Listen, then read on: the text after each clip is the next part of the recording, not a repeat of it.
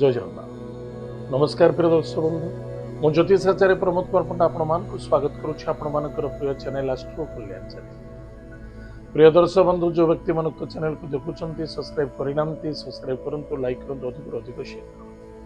एवं आसतु जाना मासिक राशिफल 1 फेब्रुआरी 2026 ठारू 28 फेब्रुआरी 2026 मसीहा सन 2026 मसीहार फेब्रुआरी मासटी जो व्यक्ति जन्म जातक राशि हूँ वृष राशि, अन्यथा जो व्यक्ति जन्म जातक लग्न हूँ वृष लग्न।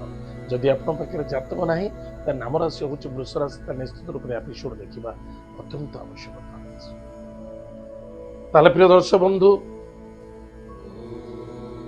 आज आम जाना वृष राशि व्यक्ति मान कौन भाग्यर परिवर्तनता अच्छी, कौन सफलता अच्छी, कौन विफलता अच्छी।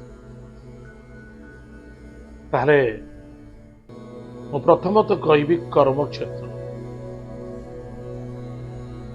जो पिला माने पाठ पढ़ी पाठ पढ़ी घरे बसी इंटरव्यू बारंबार दौले हारासमेंट होते मासरे चेष्टा प्रति चेष्टा रखु, बहुत फायदा मिले। अन्यथा कौन निजर सांग दोस्ती मित्रता भाई भाई मध्य सपोर्ट मागत, निश्चित रूप से सहयोग सपोर्ट मिल जहाँफल आप कर्म क्षेत्र में कि पैसा इनकम सोर्स करने बंधा हो एवं दूर यात्रा भ्रमण जोग कार्य सिद्धि और सफलता देखा देव। व्यापार वाणिज्य करुवा व्यक्ति मानक सावधान रहा पड़ो, सफलता निश्चित रूप से मिल निसंदेहता, किंतु खर्च हम कि दुख कि समस्या सामना करने को पड़ पाए। जिद्दी आ जल्दबाजी इगो आपन को फसई दे पारे, आपन को दुख आने समस्या कारक हो पारे। टिके सावधान रहिबे। जहाँ को आप श्रद्धा करने कथा, विश्वास करने कथा, भरोसा करने कथा, ता सहित जदि आर्गुमेंट करुँच निश्चित रूप से ता दुख समस्या देखा देव। सी किए ना निजर लवर आइदर निजर पति पत्नी एक अन्य जन भर सपोर्ट सहयोगिता निश्चित रूप से करने आवश्यकता अच्छे। शक करने उचित न, डाउट करने उचित नहीं, से दुख समस्या देखा देव। किसी बाह्य नारी द्वारा कौन सी महिला मान द्वारा आपणकर कर्मक्षेत्र भाग्यर परिवर्तनता दुख समस्या सामना करने को पड़ पारे, सावधान रहिबे।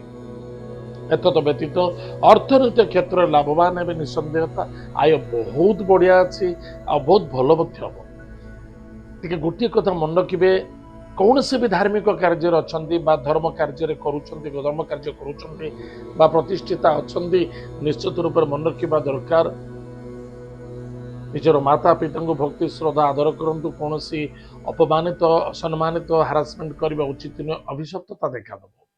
करुवा कार्य बाधा आसी पारे। निज बस कर्मचारी विरुद्ध कहवा कि उचित नुहे एवं सामूहिक रूप से समस्त को श्रद्धा आदरता आत्मविश्वासता वृद्धि करने सदा करूँ, चेष्टा रखु, प्रति चेष्टा रखु, इगो नुहे। ताहले प्रिय दर्शक बंधु, मन रखि दरकार जदि आपणकर विदेश जीवार अच्छी, विदेश रे किछि करिवार अच्छी, किछि गवर्नमेंट जॉब करिवार अच्छी, प्लान करंतु, निश्चित रूप से सफलता आपको प्राप्ति हो। विद्यार्थी विद्या क्षेत्र में सफलता अर्जन करेंगे एवं लव मैटर मध्य सफलता देखा देव। सबुठ बड़ जिनस संतान, निजर संतान को जो चिंता थिला, जो टेंशन रोते, निश्चित रूप से सुधार देखा देवार संभावना देखा किसी ना किसी बेटर रास्ता बाहर किसी निसंदेहता। बस आपणकर कर्तव्य कर चलतु एवं कौन से भी धर्म कार्य आप करने चाहते से सफलता देखा। कि मन रखि दरकार किसी अर्थ पे आप इगो नहीं चली आप मिछ कहते निजर स्वार्थ को नहीं किसी कार्य करने चाहते, ताहले बहुत बड़ मस्त बड़ भूल करुँच। निश्चित रूप से आप कष्ट एवं पीड़ा पाइबे।